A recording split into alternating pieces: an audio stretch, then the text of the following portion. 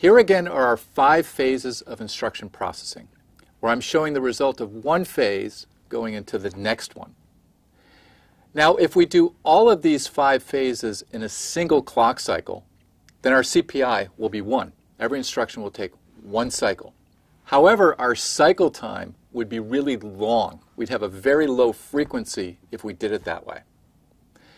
Now, an alternative is to have each phase take 1 clock cycle. That will reduce our cycle time.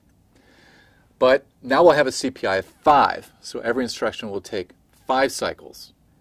With pipelining, we can get the best of both of these. Here's the basic idea. We insert a set of flip-flops, a register, between each of the pipeline stages.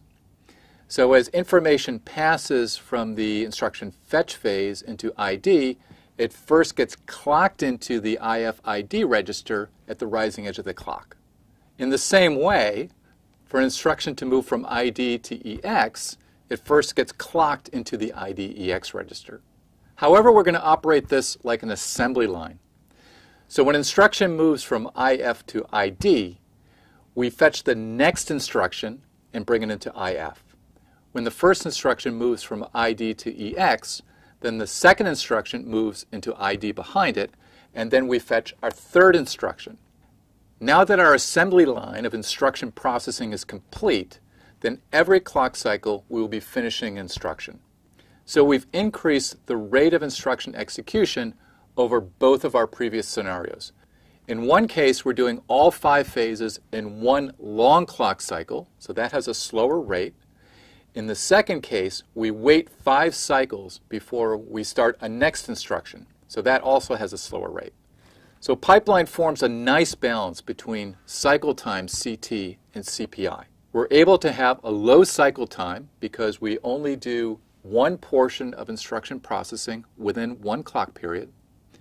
And we're also able to have a low CPI because once the pipeline is filled, then we're completing instruction in one cycle.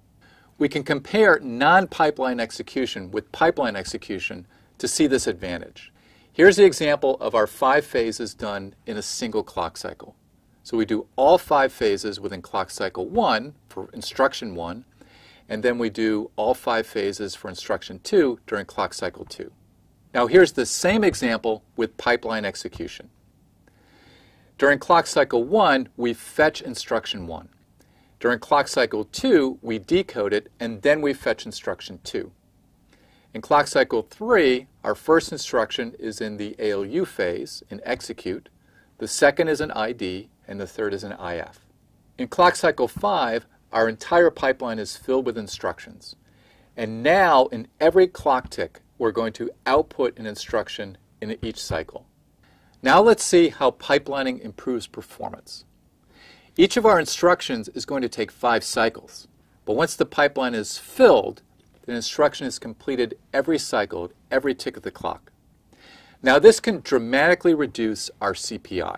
Here's an equation for CPI using a pipeline processor. If n is the number of instructions in our program, then CPI is the number of cycles to perform those n instructions over n, the number of instructions. Now in the first 4 cycles, we're filling our pipeline, and after that, we can complete an instruction in every cycle. So the number of cycles is n plus 4, and our CPI is n plus 4 over n. A program can execute millions or billions of instructions, so n is very large, so this is approximately equal to 1. So with pipelining, we can get, in theory, a CPI of 1. Well, is it really this simple? Is pipelining really this beneficial? Unfortunately, it's not. We have 2 types of hazards that we need to deal with, both data and control hazards, and we're going to see both of these in the next module.